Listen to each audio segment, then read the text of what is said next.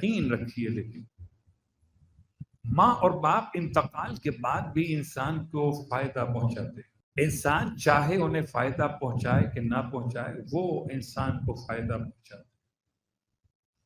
یعنی اگر انسان اپنے والدین کے انتقال کے بعد پریشان ہو تو والدین کی قبر پہ جا کے دعا مانگے تو خدا اس کی پریشانی کو ختم کر دیتا ہے۔ ماں باپ کے انتقال کے بعد انسان اگر ماں باپ کے حق میں نیکی کر کے خدا سے دعا مانگے تو ماں باپ کے اس نیکی کے عنوان میں خدا اس کے لیے آسانیاں فراہم کر دیتا ہے۔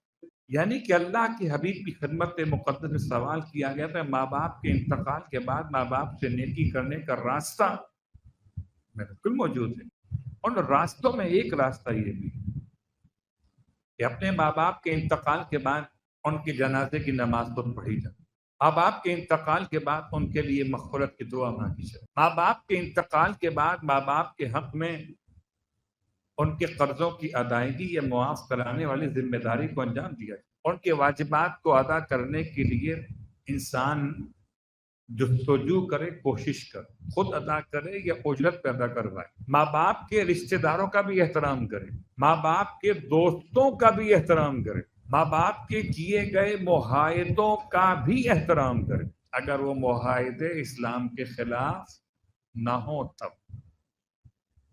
یہ 6 صورتیں اللہ کے حبیب نے بیان فرمائی۔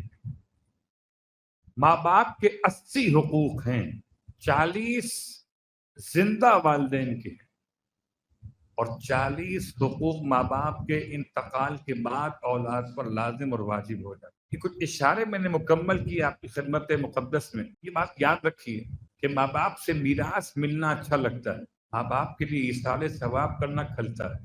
آسان کر لیتا ہوں بات، خرچہ کرنا مشکل ہے، میراث دینا آسان ہے۔ میراث واحد وہ کمائی ہے انسان کی جو بغیر محنت کے اسے ملتی، صرف ملتی نسب کی بنیاد پر۔ جیسے نسب میراث پہنچاتا ہے، ایسے ہمارا نسب ہمیں ولایت بھی پہنچاتا ہے۔ آپ یقین مانیے اپنے گھر میں نماز کا انتظام کرتے ہیں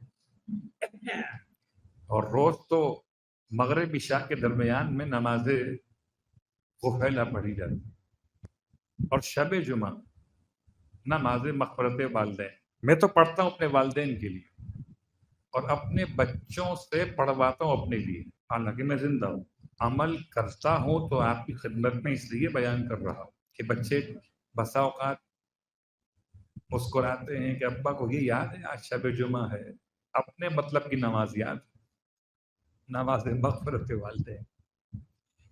تو زندہ والدین کے لیے بھی مغفرت کی نماز پڑھی جا سکتی۔ نماز مغفرت والدین کے لیے والدین کا مرنا شرط نہیں ہے، محبت شرط ہے۔ تو یاد رکھیے آپ اپنے گھروں میں اپنی اولاد کو ابھی سے عادی کر دیجیے، آپ کے مرنے کے بعد پڑھے نہ پڑھے ابھی سکھا دیجیے کون سی آیات پڑھی جاتی ہے۔ سورہ مبارکہ ابراہیم کی آیات پڑھی جاتی ہے، آیت نمبر 41، سورہ نمبر 14، 14ویں سورے کی 41ویں آیت، ایسے یاد رہے گا۔ ابراہیم کا مطلب بھی مہربان باپ ہے، 14واں سورہ ہے، 14 سے محبت آپ کو بہت شدید ہے۔ آیت کا نمبر 41 سے جمع ہو جائے تو 5 ہو جاتے ہیں۔ اب تو یاد رہے گا، صلوات پڑھے محمد۔ ربنا اغفر لی ولوالدی وللمؤمنین یوم یقوم الحساب۔ یہ آیت کا ترجمہ آپ سب کی خدمت میں اس لیے پیش کر رہا کہ اس آیت کے ترجمے سے عقیدہ جڑا ہوا ہے۔ لوگ کہتے ہیں ابراہیم علیہ السلام کے والدین مسلمان نہیں تھے، اور خاص طور سے ان کے والد کے بارے میں لوگ کہتے ہیں، حالانکہ ان کے والد کا نام آزر نہیں تھا، تارخ تھا۔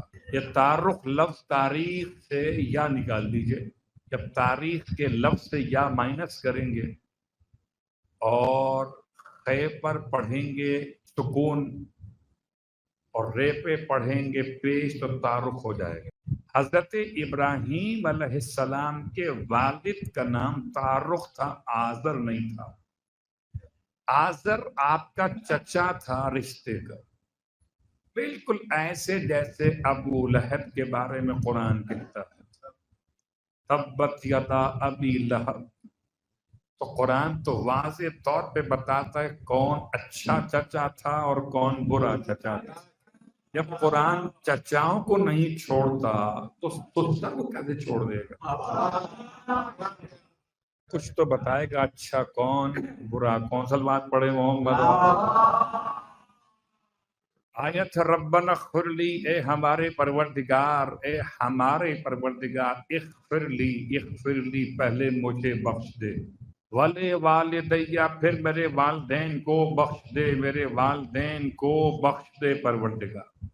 حضرت ابراہیم علیہ السلام کی دعا کو قرآن کی آیت کا نام دیا گیا، اور اس آیت کو 10 مرتبہ رکعت اول میں الحمد کے بعد پڑھنے کا عنوان دیا گیا۔ نماز کا نام نماز مغفرت والدین بھی ہے، نماز بر والدین بھی ہے۔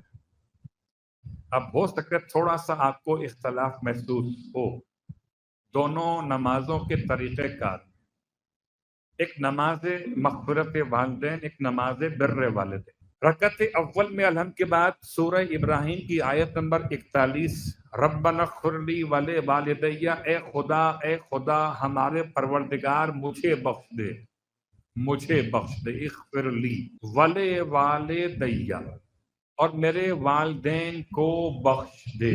اگر ابراہیم علیہ السلام کے والدین مومن نہ ہوتے تو یہ دعا کا جملہ نہ ہوتا۔ میں تو اپنے والدین کے لیے نماز مغفرت والدین میں کہوں ولی والدیہ، اور آپ کہیں کہ ابراہیم کے والدین مومن نہیں تھے۔ عجیب زمانہ ہے، حلیمہ مسلمان سمجھ میں آ گئیں، آمنہ کا اسلام سمجھ میں نہیں۔ اللہ اکبر۔ اور چونکہ ربیع الاول کا مہینہ ہے، موسم بہار ہے، اور موسم بہار میں مسلمانوں کے یہاں جشن میلاد منایا جا چکا ہے۔ ایک بات بڑی قابل اطمینان ہے کہ سارے مسلمان جو میلاد مناتے ہیں، میلاد ابن عبداللہ نہیں مناتے، میلاد نبی مناتے۔ تو نبی مان رہے ہیں تو مناتے ہیں نا، ورنہ بچپن سے تو ابن عبداللہ تھے، رسول کب بنے؟ جشن آمد رسول پڑھ کر آپ بتا رہے ہیں بچپن سے رسول تھے۔ اس کا مطلب رسول کو گود میں لیا آمنہ نے، رسول کے باپ بنے عبداللہ، رسول کے دادا تھے عبد المطلب، رسول کے چچا تھے ابو طالب۔ ورنہ تو رسالت تو 40 برس کے بعد ہے، تو پھر بچپن میں تو آپ رسول نہیں ہیں، تو جشن آمد رسول کیوں پڑھ رہے تھے؟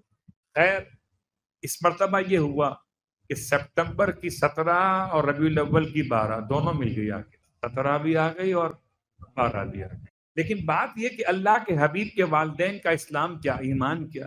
جناب ابراہیم کے والدین کا ایمان، ربنا اغفر لی ولی والدی، میرے والدین کو بخش۔ تو مغفرت کی دعا مانگنے کا مطلب کفر نہیں ہے۔ اگر ایسا ہی ہوتا تو پہلا تو آپ اپنے لیے کہتے، ابراہیم اپنے لیے کہتے اغفر لی۔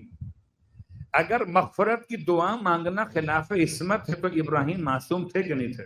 اور جن جملوں سے ابراہیم نے اپنے لیے دعا مانگی، انہی جملوں سے اپنے والدین کے حق میں دعا مانگی۔ بتایا کہ اگر بیٹا معصوم ہو تو والدین کافر کیسے ہو سکتے ہیں؟ ربنا اغفر لی ولی والدیہ وللمؤمنین۔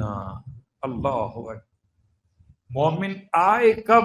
دعا کب سے ہو رہی ہے؟ مومن آئے کب ہیں اور دعا کب سے ہو رہی ہے؟ خدا کا احسان نہیں تو اور کیا ہے، باقی سب اپنے آپ کو مسلمین کہتے ہیں، ابراہیم دعا میں مومنین کہتے ہیں۔ اب ابراہیم کی دعا بس سادات کالونی میں، صلوات پڑھے محمد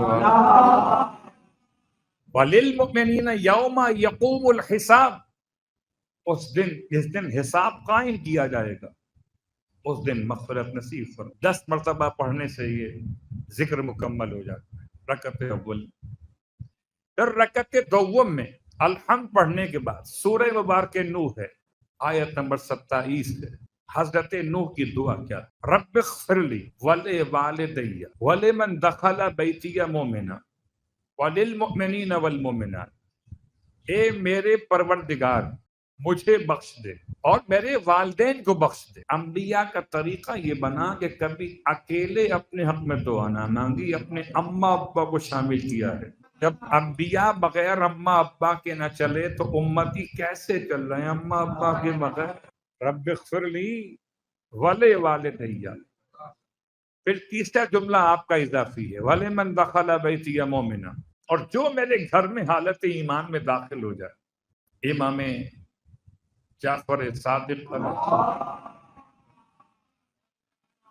حضرت نوح کا گھر مسجد کوفہ، امام فرماتے ہیں، اور جو مسجد کوفہ میں 100 مرۃ، اگر 100 مرتبہ داخل ہو خدا اسے 100 مرتبہ بخش دے گا۔ آپ کو آسان کرتا ہوں، کبھی کبھی ایسا ہوتا ہے کہ آپ ایک سجدہ کر کے اٹھے ہیں پھر دوبارہ سجدہ کر لیتے، جتنی بار سجدہ کرتے اتنی بار سجدہ ہی خدا کی بارگاہ میں قبول کیا جاتا ہے۔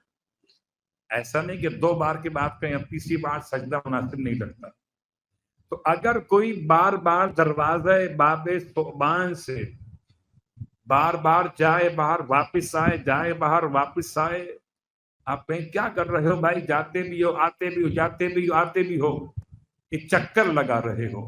کہ اگر کعبے کا چکر طواف کہلاتا تو اس گھر کا چکر مغفرت کا سبب کہلاتا۔ امام فرما دے کہ اگر کوئی 100 مرتبہ اس گھر میں داخل ہو مسجد کوفہ میں، اللہ اکبر، کیا خبر تھی کہ مسجد کوفہ جناب نوح کا گھر ہوگا، ہمیں تو حرم امیر المومنین سمجھ میں آتا ہے۔